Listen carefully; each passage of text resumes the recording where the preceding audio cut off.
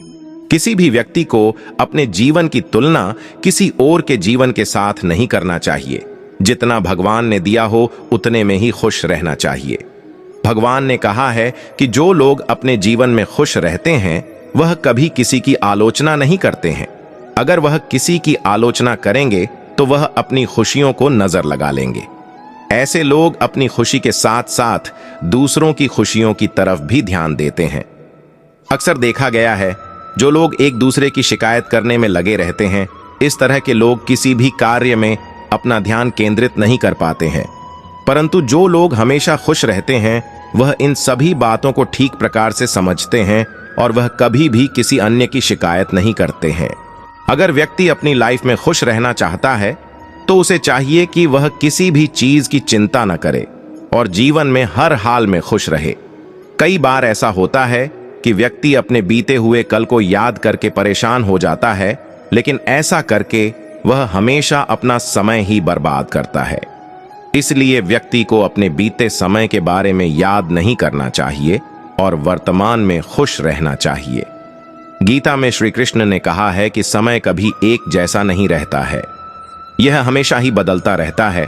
इसलिए हमें कभी भी एक परिस्थिति में नहीं रहना चाहिए। जो लोग दूसरों को बेवजह रुलाते हैं उन्हें भी आगे चलकर रोना पड़ता है। जो लोग दूसरों को दुख देते हैं उन्हें भी अपने जीवन में आगे चलकर दुख भोगना पड़ता है। गीता का अनुसरण करने वाला व्यक्ति जीवन में कभी असफल नहीं होता है। गीता में श्री कृष्ण ने बुद्धिमान व्यक्ति की पहचान बताई है। गीता के अनुसार सबसे समझदार और स्थिर बुद्धि वाला व्यक्ति वही होता है जो सफलता मिलने पर अहंकार नहीं करता है और विफलता मिलने पर गम में नहीं डूबता। गीता के अनुसार कभी भी सिर्फ दिखावे के लिए अच्छा नहीं बनना चाहिए, क्योंकि परमात्मा से कुछ भी नहीं छिपा है। वो आपको बाहर से नहीं बल्कि भीतर से भी जानता है। इसलिए कोई भी बदलाव पूरी तरह से स्वयं के लिए होना चाहिए। श्री कृष्ण कहते हैं कि केवल डरपोक और कमजोर लोग ही चीजों को भाग्य पर छोड़ते हैं। वहीं जो लोग मजबूत और खुद पर भरोसा करने वाले होते हैं वे कभी भी नियति या भाग्य पर निर्भर नहीं रहते हैं। श्री कृष्ण कहते हैं किसी के साथ चलने से ना तो कोई खुशी मिलती है और ना ही लक्ष्य। इसलिए मनुष्य को सदैव अपने कर्मों पर विश्वास करते हुए अकेले चलते रहना चाहिए। श्री कृष्ण कहते हैं कि आप खुश हैं या दुखी, ये दोनों आपके विचारों पर निर्भर है। अगर आप प्रसन्न रहना चाहते हैं तो आप हर हाल में प्रसन्न ही रहेंगे, लेकिन अगर आप बार बार नकारात्मक विचार लाएंगे तो आप दुखी ही होंगे। विचार ही हर व्यक्ति का शत्रु और मित्र होता है। तुम्हारा मोहग्रस्त होकर अपने कर्तव्य पथ से हट जाना मूर्खता है, क्योंकि इससे ना तो तुम्हें स्वर्ग की प्राप्ति होगी और ना ही तुम्हारी कीर्ति बढ़ेगी। किसी दूसरे के जीवन के साथ पूर्ण रूप से जीने से अच्छा है कि हम अपने समय के भाग्य के अनुसार अपूर्ण जिएं। श्री कृष्ण कहते हैं कि अगर तुम अपना कल्याण करना चाहते हो तो सभी तरह के उपदेशों, सभी धर्मों को छोड़कर मेरी शरण में आ जाओ, मैं तुम्हें मुक्ति प्रदान करूंगा। धर्म चाहे जो भी हो, अच्छे इंसान बनो, हिसाब हमारे कर्म का होगा, धर्म का नहीं।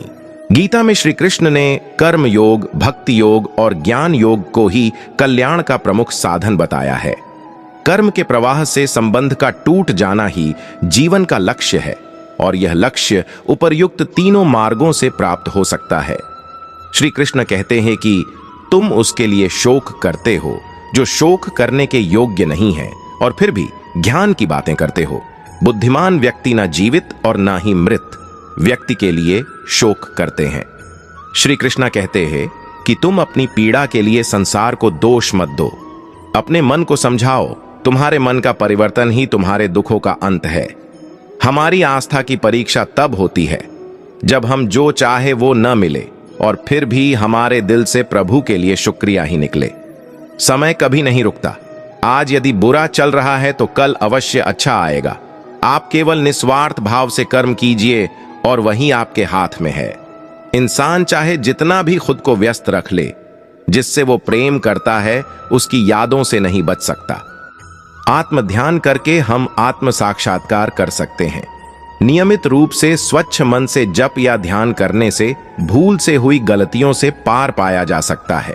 अपने सबसे खास से धोखा खाने के बाद लोग चाहकर भी किसी पर संपूर्ण प्रतिशत भरोसा नहीं कर पाते, यही सत्य है। मनुष्य का जीवन केवल उसके कर्मों पर चलता है। जैसा कर्म होता है वैसा उसका जीवन होता है। भगवान श्री कृष्ण जी कहते हैं कि हमें किसी से भी अंधा प्यार नहीं करना चाहिए। हमारा किसी के प्रति अंधा प्यार हमें कभी भी आगे बढ़ने नहीं देता।